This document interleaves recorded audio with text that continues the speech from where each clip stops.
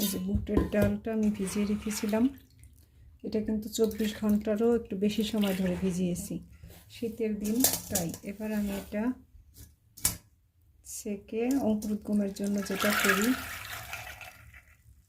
বাটিটা একটু পরিষ্কার পানি দিয়ে ধুয়ে নিয়ে আসি। এবার এটাকে মুড়ে এটাকে আমি ভিজিয়ে দিব।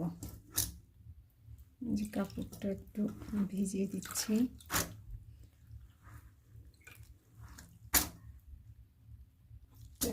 ভিজিয়ে নিলাম। এবার হচ্ছে এইভাবে করে জাস্ট এই কাপড়টার মধ্যে, আর আমার এই কাপড়গুলো কালো হয় কারণ এরকম স্প্রাউট নিয়মিত করতে করতে কাপড়গুলো কালো হয়ে যায়। এটা রেখে দিলাম। এটা হচ্ছে বুটের ডালের স্প্রাউট। এই পানিটা আমি ফেলবো না, এটা ছাদ বাগানের যে গাছ, সেই গাছে এই পানিটা দিয়ে দেব। এবার দেখাচ্ছি মুগ ডালের। মুগ ডালগুলো ভিজিয়ে রেখেছিলাম,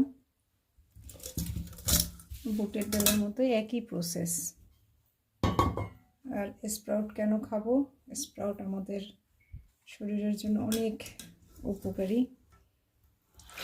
এটা প্রোবায়োটিক হিসাবে কাজ করবে, এবং যখনই প্রোবায়োটিক ভাত খাবেন তখন যেটা হবে, আপনার পেটের গাট ভালো থাকবে। এটাও সেম, একটু ভিজিয়ে নেই, এটা ভিজিয়ে নেই।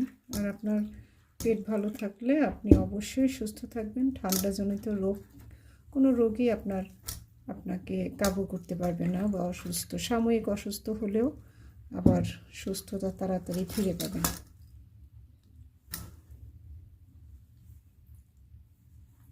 এটাও সেম প্রসেস। এখন রেখে দেব। বাটিটা একটু ধুয়ে নিয়ে আসলাম।